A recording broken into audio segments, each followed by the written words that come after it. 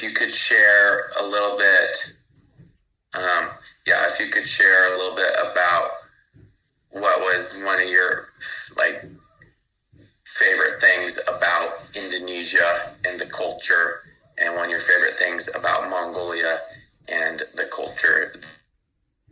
Okay. Well, with Asia in general, both of those are in Asia. And so they put a high priority on relationships and community. And so, especially in Indonesia, we had good relationships with our neighbors, and people would hang out outside during the evenings. And so you spent a lot of time with neighbors and you got to know the neighbors. And the kids would all play together.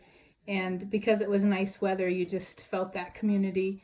And then there was the story about when my husband, remember when Dad was sick with the kidney stone, and he was in a hospital an hour away, and all the neighborhood came to visit him in a bus. So that was kind of an amazing, it's a neighbor, kind of a close neighborhood feeling.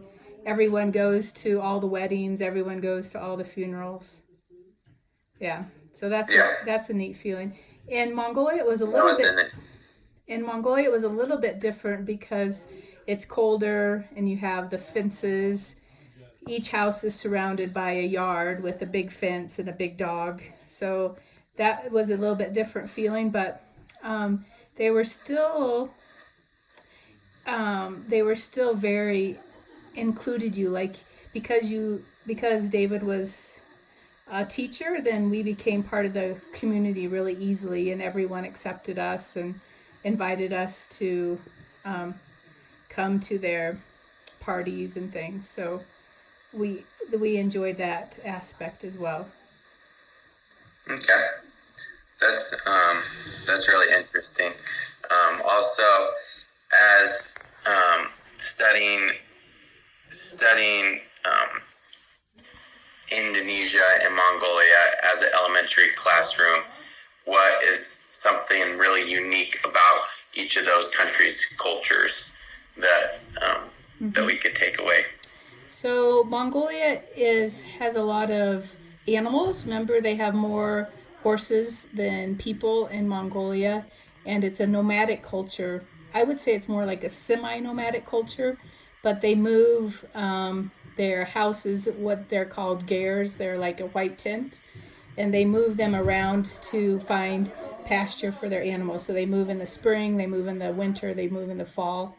So that's a real unique part of that, is that it's a really nomadic culture that's based around their animals. And their main animals are the camel and the horse and the cow and the sheep and the goat. And then they also have yaks. But and that's really interesting. So that's Mongolia, and then a little bit about Indonesia. Also with Mongolia and that's what they eat. They don't hardly eat any vegetables. It's mostly the products from their animals, either the meat or the milk products, and then they get wheat to make bread, but that's about all they eat. So that's it. All their lifestyle revolves around their animals. Okay. And that's really interesting. And then for the Indonesians, okay, so Indonesia is lots of thousands. I can't remember exactly, maybe over 10,000 islands. And so their culture often revolves around the water, the ocean, and so a lot of fishing. A lot of fishing.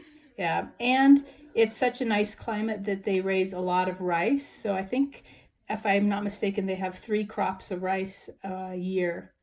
So that's what's supported. It's the most populated island in the world. Java is one of the islands, and that's what's allowed that population growth, was that they could get so much rice. Yeah. So, well, I appreciate. Thank you for spending some of your time. Just it's neat to get firsthand experience on some of these different countries, and a good way for students to be able to learn about countries. And from like lots of this stuff is we won't find as much on the web, but when you can talk to someone who's lived there in person, then it's a lot more beneficial. So Yeah. thank you for that. Yeah, well, Appreciate it. I'd be glad to help you again sometime. Okay. Okay. Have a great rest of the day. Okay, bye.